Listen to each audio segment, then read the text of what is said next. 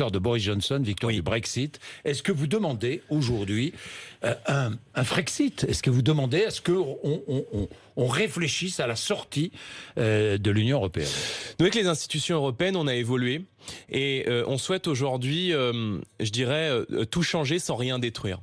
Je considère que nous devons aujourd'hui aller devant les institutions européennes et récupérer un peu le volant de la voiture et récupérer nos leviers de souveraineté essentiels. Aujourd'hui, on décide plus de la politique migratoire. On est soumis aux quotas qui sont imposés par Bruxelles.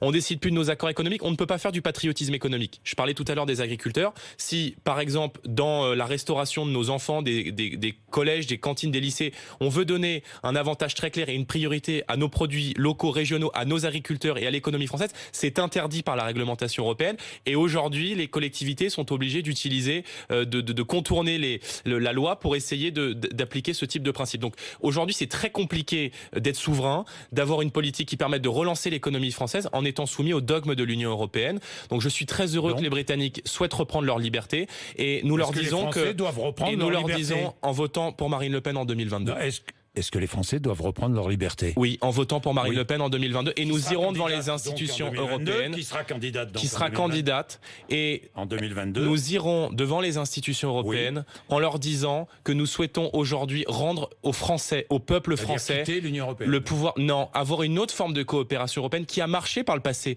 Pourquoi aujourd'hui l'Europe est en train de tout nous faire rater? L'intelligence artificielle, les nouvelles technologies, la question environnementale. L'Europe nous fait passer à côté de tout ce qui fonctionne ailleurs. Et nous venons dire aux Français, en ayant une coopération européenne qui soit basée sur des projets, c'est ce qu'on a fait par le passé avec Ariane et Airbus, on pourra faire de l'Europe la première puissance continentale au XXIe siècle.